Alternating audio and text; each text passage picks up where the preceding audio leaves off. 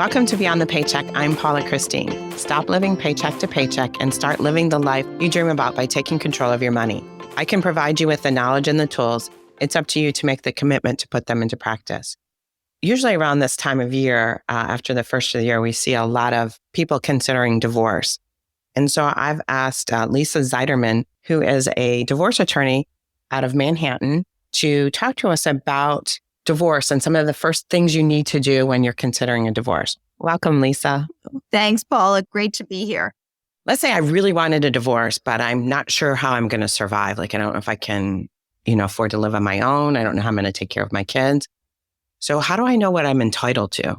The first thing somebody probably should do is speak to several attorneys, certainly at least one, with a consultation to find out what they may be entitled to. While an attorney can't tell them exactly without a lot of information and sometimes discovery, et cetera, they can give them some idea of what they may be entitled to. So that's a good starting place. Another thing to do is perhaps that they meet with a financial advisor to understand what their expenses are and what their monthly nut is so that they can understand what it is that they need. So you're also a CDFA. So I'll let you go ahead and explain what that is, which I think is, I'm just going to say the word awesome because it's great that you understand the finance part of it and the law part of it at the same time. So go ahead and explain what a CDFA is, because I used one when I was going through a divorce, even though I'm a financial planner, because I didn't want to look at things emotionally. I want to look at them logically. So I think that exactly sums up what a CDFA does. It's a Certified Divorce Financial Analyst, and I have a specific certification in order to do that work. So in addition to being an attorney, I actually have taken courses to aid in determining maybe how somebody financially divides up their assets, what support they may need, and what their life might look like years down the road if they receive a certain amount of spousal support, child support, and how they may be able to split up their assets to tax effectuate themselves in a better position. And I think you just used the word emotional. A lot of people and a lot of clients get very emotional, for example, about the marital residence and about keeping the marital residence, not just for themselves, but sometimes for their children. And that may not be necessarily the best financial move to make. And so that is one of the things that we tackle as a CDFA. And certainly during my practice as an attorney, we also talk about the marital residence and whether we should sell it and whether there will be cap gains, whether you would be better off renting, whether you'd be better off purchasing a different house, et cetera. So those are all the kinds of things that a CDFA does. One other that comes off the top of my head is, for example, there are sometimes different types of IRAs. There may be a Roth IRA and a regular IRA. The Roth IRA, you already pay taxes on. So that may be advantageous to take the Roth IRA instead of other IRAs. So all of these assets are not necessarily apples to apples. Sometimes they're apples to oranges, and you really need to look behind the assets and see what some of the tax issues are. Yeah, correct. I know that taking an IRA versus a taxable asset versus a tax-free asset is hugely different down the road. But I liked one thing that you said when you talked about that you work with people not only today, but what their life's going to look like in the future. And I think that's very important because a lot of people are like, I just want to get out of this marriage. What am I going to have to live on? When you really have to think about the future and how that's going to look for you. And we also sometimes introduce our clients to financial advisors who will pull out their expenses and figure out what it is that they need, what it would look like during their retirement, what it will look like when they're even age 95 years old, if they were to earn a certain amount of money, if they were to get a certain amount of spouse support, a certain amount of child support, and what their expenses look like. So we collaborate with different professionals to do that. And it's important to understand that, particularly, I think, for women who are not working or men who are not working at the moment, when they come into our offices, what is it that they're going to actually do to make their expenses and to save for their retirement? And you don't think about that stuff. I mean, you really don't. You just want out of the marriage. So what is the difference between when we're talking about assets, marital property and separate property? So this is a topic near and dear to my heart because I see so many people who actually don't understand the difference between this. So separate property is property that you came into the marriage with. You had it prior to the marriage. And as of the date you said, I do, those were your assets. We'll talk about what you needed to do to make sure that they maintained their separate property identity in a second. But separate property can also be, for example, inheritances or gifts that you receive during the marriage. If you and your spouse receive those gifts, for example, from your family, they will not necessarily be separate property because they were given to both of you. So that is something that's very important for families to recognize as well when they give a gift to their son and maybe daughter-in-law or vice versa. What are they actually doing? Are they creating separate property? Are they maintaining the separate property identity? Or are they making a gift to both parties? That's very important to keep in mind. And what we see many times is people come into my office and they say, I have all these accounts in my name and this is my money. And I say, no. That's not necessarily true. That is money that you earned during the marriage, and that is called marital property. Monies that you earned during the marriage and you accumulated are marital property. Monies that you earned prior to the marriage and accumulated are your separate property. And to maintain separate property in New York, for example, you have the burden of showing that you kept your separate property separate and apart from your marital property and did not commingle the separate property and the marital property. That's very complicated for people to understand. And unfortunately, we don't have this educational system which provides people before they get married to understand what their separate property and their marital property will look like. So many times people can come into the marriage with significant assets and then combine it or commingle it with monies that they earned during the marriage. And then they have lost their separate property identity and they may not get that separate property credit. Okay, so, I'm divorced. So if I want to remarry, which I hope to one day, how do I protect myself, that the assets that I have going into that? So the most certain way to do that is to actually have a prenup before you get married. We are big advocates of prenups because they build certainty and transparency. And so what you would do, Paula, is you would actually hopefully go to an attorney and have someone draft a prenup for you. And that person would list all of the assets that you now have, show the statements, and then basically say in the prenup that all of these assets are now Paula's. Then you would put them to the side. You wouldn't use them because if you use them, if you spend them, they're no longer useful in terms of separate property. You've spent them. But if you actually, for example, took some of those assets and you purchased a new house, the prenup would provide the assets that you had pre your marriage in the prenup would then become, you would still maintain its separate property identity and would become a separate property credit. So a prenup is the best way to deal with this. So what if I didn't do a prenup? Is there anything I can do after the fact? Yes. Well, it depends how far after the fact we are. But let's just say you don't do a prenup and you get married. Okay. And you have, I'm just going to use an example, $500,000 worth of assets. And they are in 3 different bank accounts. Just take those 3 different bank accounts, put them to the side. And now when you're earning during the marriage, put the monies that you are earning during the marriage in a different account. Just let the others be by themselves, essentially, earning interest. Oh, okay. Just let them sit or earn interest, but do not mix the two. Do not mix your marital earnings, your new spouse's marital earnings, or anything else with the monies that you came into the marriage with.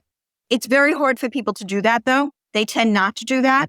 And so a prenup really builds a certainty that is much easier to deal with. People tend not to do it because I don't think they know not to do that. I think that it's partly that they don't know not to do it, but it also just happens, right? You have, for example, you're purchasing a home or a car, or you need monies in the joint account to pay for something, right? And all of a sudden, the money starts to move and you move what is your separate property into a joint account. And you say, okay, I'm only doing this temporarily, then I'm going to put it back. But temporarily turns out to be, 6 years from now and we're facing a divorce and we never moved it back. And monies went in and out of these accounts. And now you've commingled the monies. So I think it's not just that everybody doesn't know to do it, but I think it also people, they're married and they stop thinking that way. They stop worrying about their separate property because they believe that their marriage, rightly so, right, will last forever. They're in love and they want to help their spouse and they want to help their, their partnership. And so they tend to then commingle the monies. Yeah, that makes sense. Ideally, when you're getting married, you think it's forever. Of course. Sometimes it just doesn't work that way. So that was about assets. What happens with debt? Let's say that in our marriage, we accumulate debt, but let's say it's all in my soon-to-be ex's name. Am I still responsible for that? So it depends, right? let's just say that one of the spouses came into the marriage with large school loan debt. Okay. If the parties don't have a prenup and if that debt gets paid down during the marriage, there is actually case law that says we're not going to go relook at that. We're not going to reallocate it. If, however, the parties had a prenup and they said all the school loan debt that you have is your obligation, then the other person would be covered and not be responsible for the school loan debt. The same thing would happen, for example, and it's actually a common problem. We talked about remarriage, where let's just say I am divorced and I get remarried, but I have a spousal support obligation to my prior spouse. Well, that's debt, essentially. And now I'm paying it from marital funds. If I haven't actually contracted in a prenup to make that my obligation, then likely it's going to become our obligation, meaning that there won't be any credit for the other spouse for the fact that I've paid it down from marital monies. So debt is definitely something to consider. So I was talking with a woman yesterday, and she asked me that question about debt. Her ex-spouse has accumulated like $60,000 in credit card debt. None of it's in her name. It's all in his name.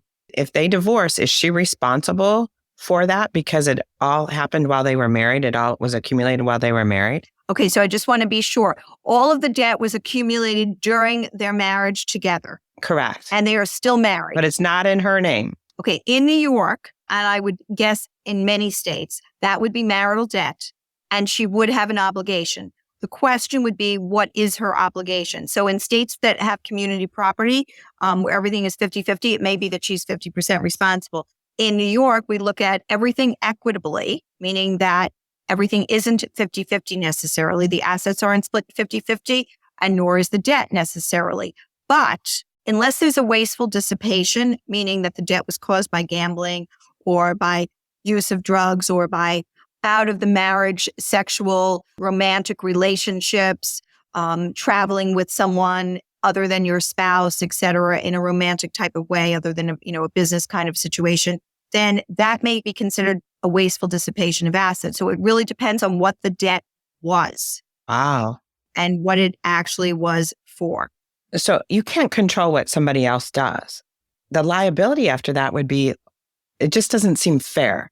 They can go and do whatever they want and accumulate a ton of debt, and yet you're still responsible. So I'm going to say, and I hate to be like a broken record, but prenup, right? But in all seriousness, if your spouse, and this comes up a lot, if you and your spouse have different spending habits and your spouse thinks it's perfectly fine to accumulate debt, and this is something that you're staying up at night, then you need to have a discussion with your spouse. In some states, if you haven't entered into a prenup, you could also enter into a post-nuptial agreement, whereby you say, I want to stay married to you, but your spending and my spending, we're in two different universes here. And I am not going to absorb your debt. You want to go out every night and absorb that debt and have fancy dinners, et cetera. That's great. I'm happy for you to do it, but I need a post-nuptial agreement that's going to say, I'm not responsible for your debt. So there are ways to deal with this. And of course, if your spending is that different and you're not on the same page, then it may be time, unfortunately, to have a bigger discussion, either with a financial advisor or, frankly, a divorce attorney. Yeah. It just doesn't seem fair. Okay, let's move on to a different subject. So I'm going to meet with you or a financial planner. So what documents do I need to gather? So if you're meeting with me, what I always like to have is 2 or 3 years of tax returns. If you have them, some people won't have them, but if you have them, some sort of a spreadsheet of what you think your budget really is and what it constitutes. So a list of all your expenses that you would have on a regular basis in a monthly way, meaning a yearly budget that is realistic, not a wish list, and also not a new type of budget that you don't really have. And at least some general idea of what the income is for each of you, whether it be income that you are earning, bonuses, restricted stock units, options, all of that would be important to understand. Let's say I can't find any of those documents. Let's say my spouse handles all the money and they keep those documents locked up or at their office. So what resources do I have? Well, sometimes you can tell me about your budget. Sometimes you can tell me about what you think the income is. And sometimes you can't tell me anything. And you're just coming into my office and we are literally starting from scratch because you have either been shut out or maybe it wasn't really your job in the marriage to keep that information. And we start from scratch. We literally get ourselves into a position where we start the divorce action and then we conduct discovery to understand what the income is, what the assets and liabilities are, and what the expenses/lifestyle analysis is. So in discovery, that's when you'll ask the questions, they'll have to provide the documents. But what if you think someone is hiding money? That's again about discovery. So when we actually conduct discovery, we ask for a host of documents. Sometimes we go back as far back as 5 years. If you have a separate property claim, I obviously will go back further because sometimes your separate property claims actually go back further. And in New York, it is your burden to trace your own separate property.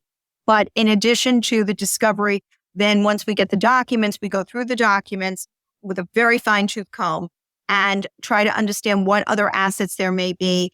If we see transfers that don't make sense, if we see charges that don't make sense, we're going to ask for further documentation.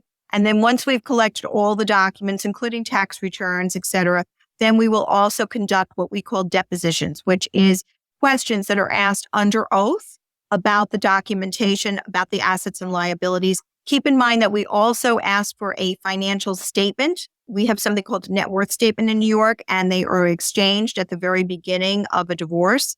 Each one of you lists the expenses that you have on a monthly basis, the assets and the liabilities. So that's a starting place. Now, I will say there have been cases where those documents are almost blank when I get them from a spouse. Then I have to go through the whole discovery process. And I do recall being in a deposition once, and I had already found millions and millions of dollars that existed that were not on the statement of net worth. And I had turned to the person who I was asking the questions under oath, and I said, how did you think that I was going to discover the $5 or $10 million that you didn't put on your net worth statement? And he said to me, you'll just keep doing what you do now. You'll just keep discovering and asking questions. Now, in New York, there's a heavy penalty for that because a lot of those times, those people who are dilatory and obstruct the discovery process, as that person did, will pay for the other spouse's legal fees and expert fees if necessary. Wow. Millions of dollars? Oh my God, that would be awesome to find. Yes, it would be awesome to find. Too bad I didn't find that when I was going through my divorce. That would have been incredible. It's not always there, right? Okay, so we also have clients who sometimes come into us and say, I'm sure that he's hiding something, or I'm sure she's hiding something. Sometimes there's nothing being hidden. You might feel that way, but sometimes there just is nothing being hidden. But sometimes there are, and we do discover assets. I will tell you that we work very collaboratively with forensic accounting firms, with financial advisors, and going through those documents, we often find things like cryptocurrency, for example, that may not have been revealed, or partnership interests that may not have been discovered had we not gone through the documents, or bank accounts. So doing the discovery process is very important. Taking somebody's net worth statement at face value is not what I would recommend. Great advice.